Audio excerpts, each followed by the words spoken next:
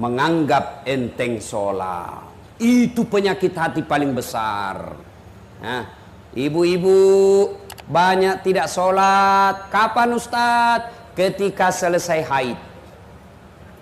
Dapat bonus 5 hari, dia tambah 2. Dia bilang suaminya, biasanya kok cuma 5 hari, kok belum sholat, ini sudah 7 hari. Apa kata istrinya? Belum bersih bang, masih ada sedikit-sedikit.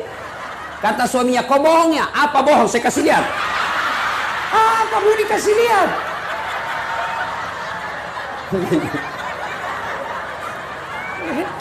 Membayangkan diri sendiri. Iya toh? Bu, ada lagi yang bilang begini, Ustadz, katanya kalau selesai haid subuh mulai sholat, subuh kesiangan, ulang lagi besok. Tidak, kalau duhur bersih, duhur mulai sholat. Kalau asar bersih, asar mulai sholat. Ternyata bersih di jam 8 malam, maka ibu sudah wajib sholat isya. Bersih jam 10, ibu wajib sholat isya kalau malam. Kapan lagi perempuan banyak tidak sholat? Ketika ada pengantin. Apa yang menyebabkan ibu-ibu tidak sholat? Make up. Dia kira dirinya mukanya tembok, coklat, biru, abu-abu, krem, kuning, jil. Malah ada lagi saya lihat itu dia kasih lebih sedikit sini.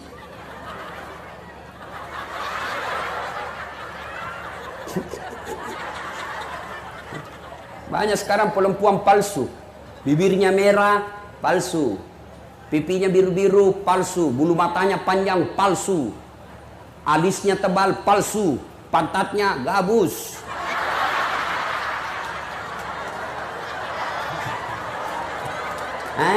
Katanya majelis taklim. Kok majelis taklim begitu? Ayo.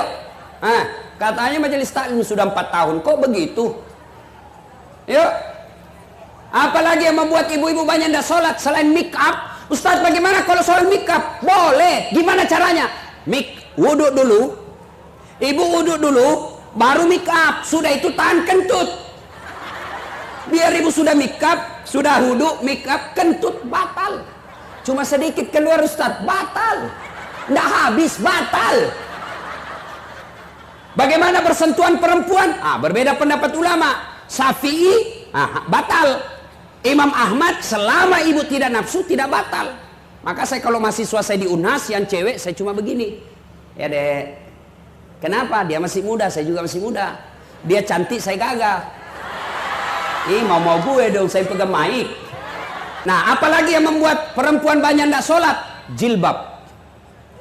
Jilbab sakaratil maut. Dia kasih tali. Saya ini bu keliling-keliling ceramah. Malaysia itu ibu-ibu ceramahnya, jilbabnya kain segitiga, pasang, kasih jepit 1 peniti, selesai. Begitu juga di Brunei.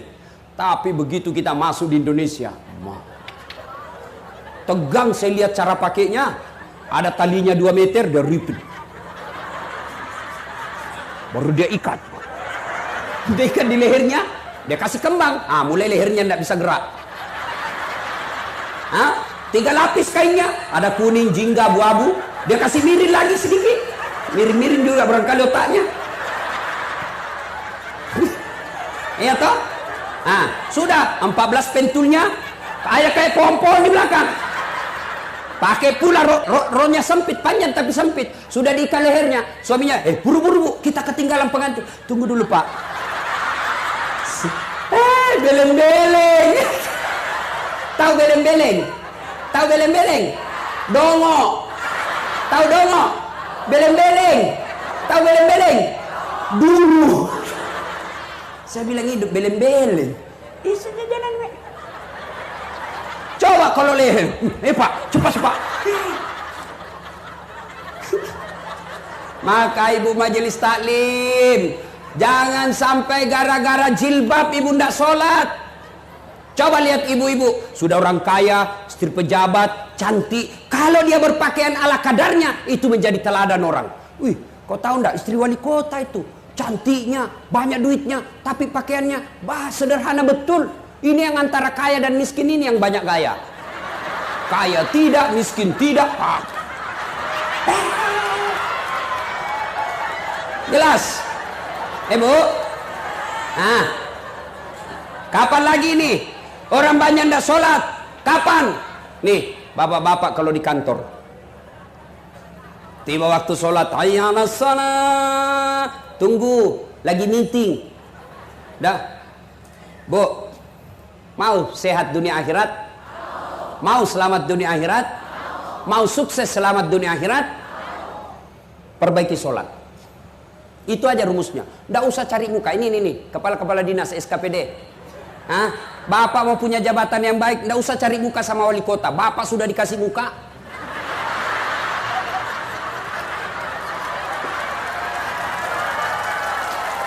Ada juga itu ASN kayak nggak punya harga diri depan wali kota. Ya Pak, siap. Pret.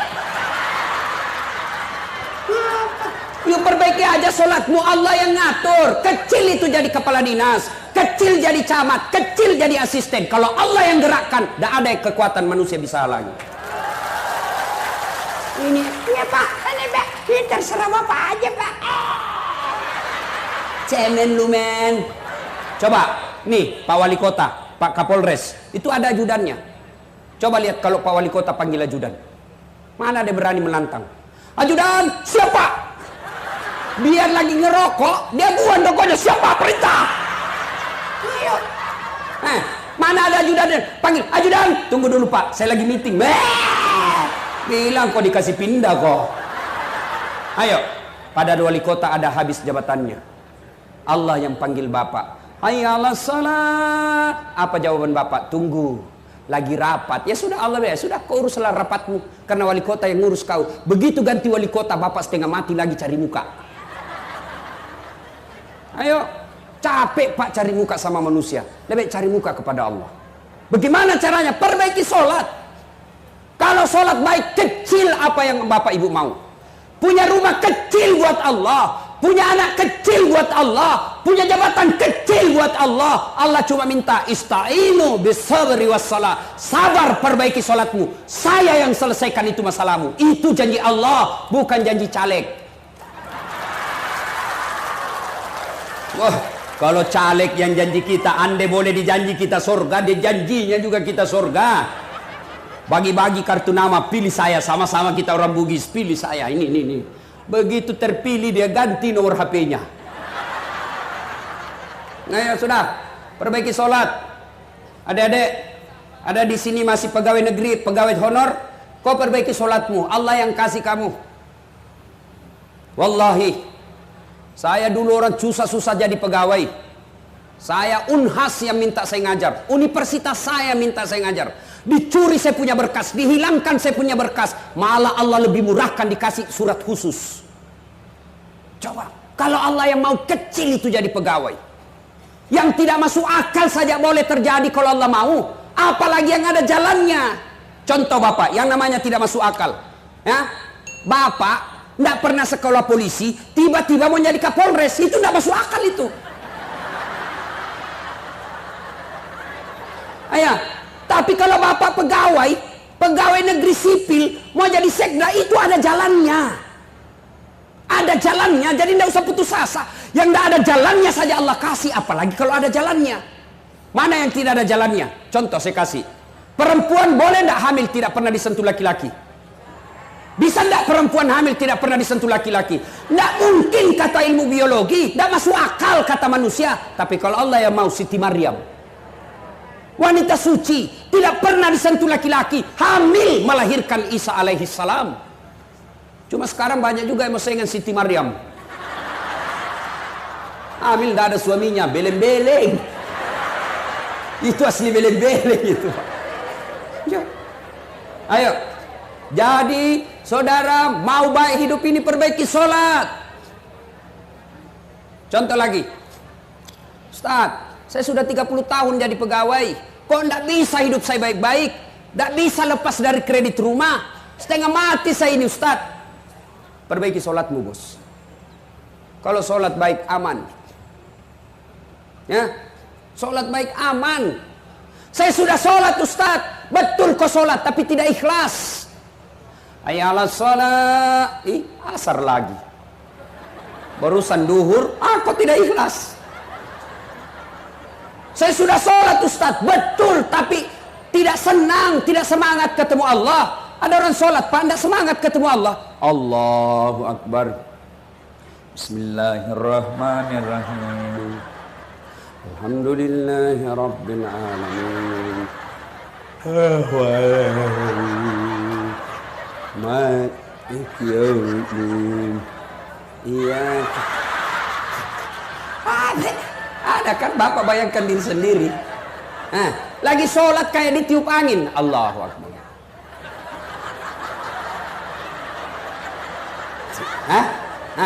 Ya memang ada karena itu ibu. Sholat Allahu Akbar.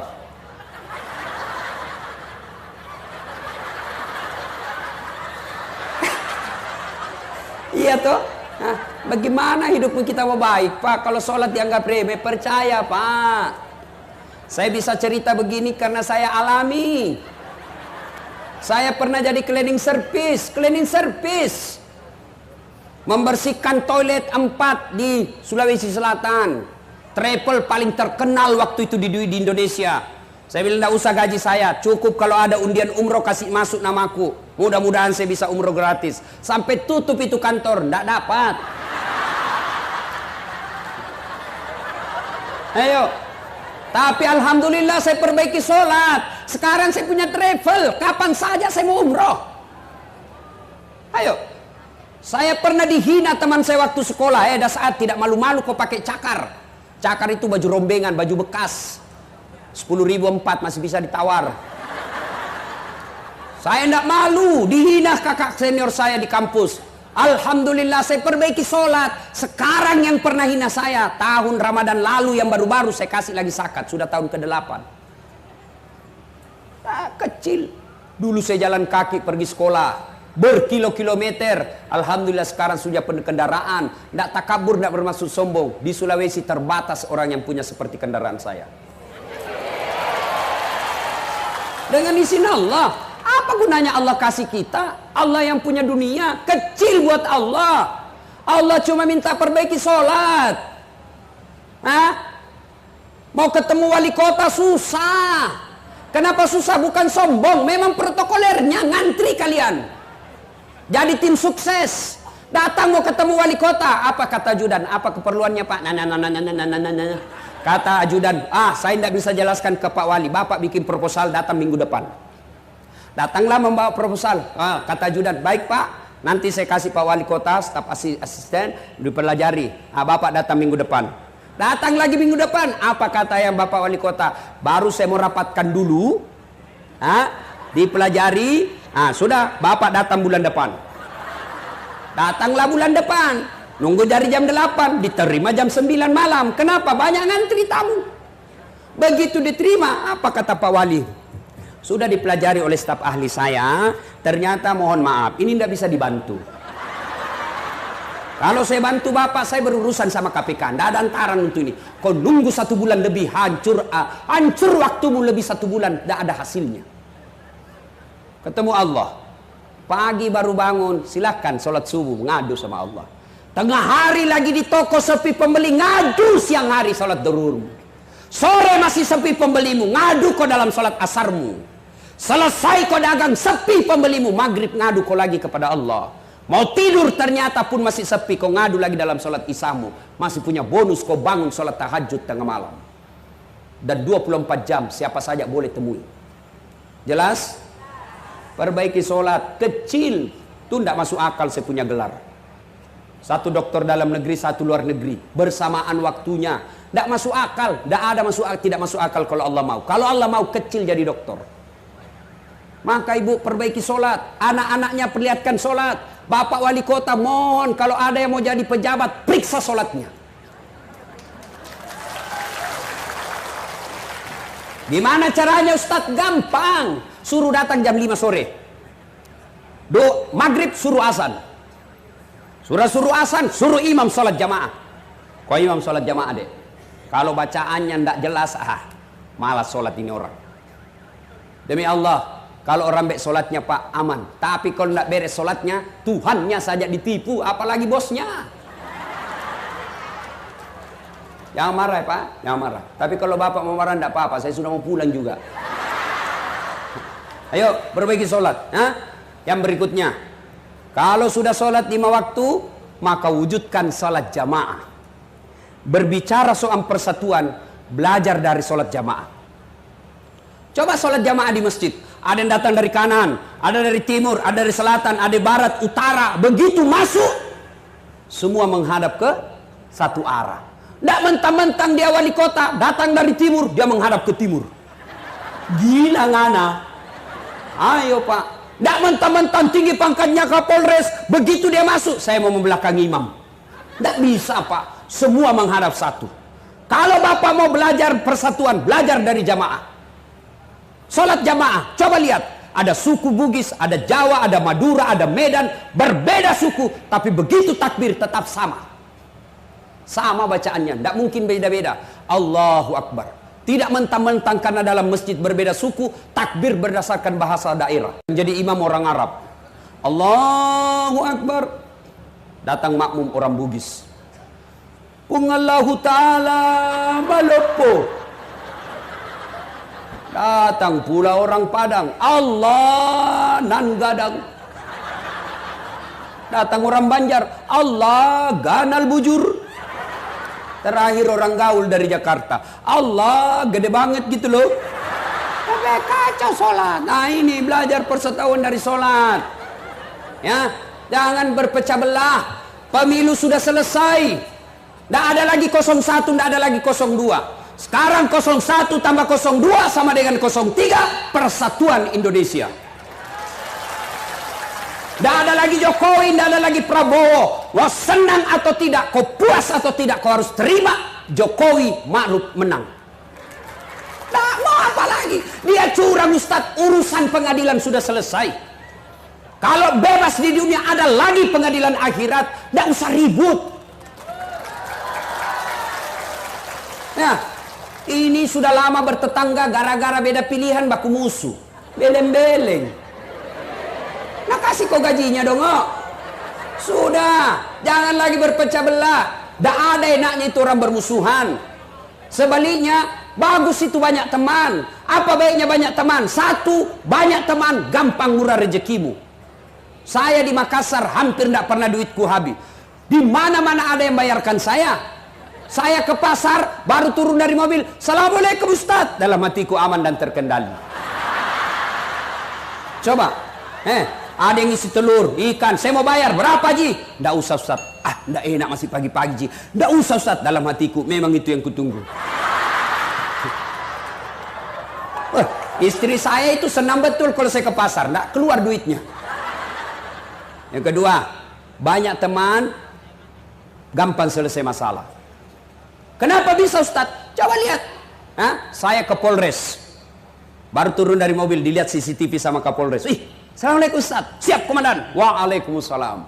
Kenapa Ustaz? Perpanjangan SIM Komandan. Panggil Kasat Lantas. Urus SIM-nya Pak Ustaz. Selesaikan cepat ya. Jangan lagi kau minta uangnya. Dosa kau uang Ustaz kau makan. Selesai masalah. Coba. Ayo. Banyak teman gampang selesai masalah. Yang ketiga, banyak teman panjang umur. Ayo, saya kemarin dari Sukabumi mau pergi ceramah, lanjut ke Istana Wakil Presiden. Perjalanan saya lewat di Bogor. Ya, tempatnya menaranya dari saya lihat menara masjidnya As-Sikra. Guru kita Arifin Ilham. Begitu saya lihat, saya bilang kita doakan Al-Fatihah. Karena banyak teman, semua yang lewat lihat itu, kirimkan Fatihah. Banyak teman, panjang umurmu, meskipun kau sudah jadi jenazah. Yang keempat, banyak teman, gampang menang pilkada.